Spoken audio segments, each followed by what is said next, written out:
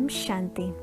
बाबा ने कहा, बच्चे, जो प्रेजेंट का समय जा रहा है, इस समय में यह महत्व नहीं रखता कि आपने परिस्थितियों का सामना किस रीति किया, बल्कि महत्व इस बात का है कि प्रेजेंट में आप किस स्थिति में स्थित हो, अर्थात आप बीज रूप स्थिति में कितनी जल्दी, अर्थात सारे ड्रामा के ज्ञान के राज को समझ और समाकर कितनी जल्दी आप अपने ओरिजिनल स्वरूप में स्थित हो जाते हो, अर्थात बिल्कुल शांत, कोई पास्ट के संकल्प नहीं, केवल कल्याणकारी संकल्पों से भरपूर, अर्थात बाप समान स्थिति में स्थित हो जाना।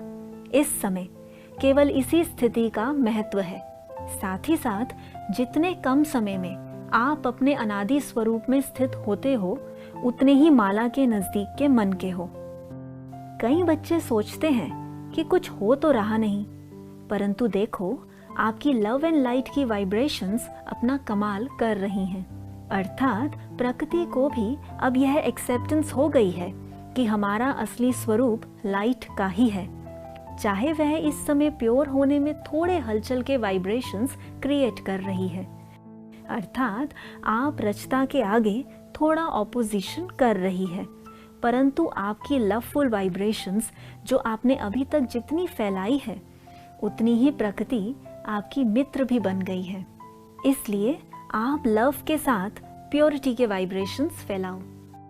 देखो बच्चे, आप सबको भी तो स्वयं का, बाप का और ड्रामा की रियलिटी समझने में कितना समय लगा, परंतु अब जबकि आप रचता पावरफुल स्थिति अर्थात बाप समान स्थिति में स्थित हो, जब इन्हें लवफुल प्योर दृष्टि से देखते हो और अपनी वृत्ति की स्थिर वाइब्रेशंस फैलाते हो, तो आपकी रचना, यह प्रकृति झट से परिवर्तन होने का अटेंशन दे रही है। आपकी वाइब्रेशंस सारे विश्व के पाप सदा के लिए खत्म कर रही है, और अब तो सभी हार चुके हैं।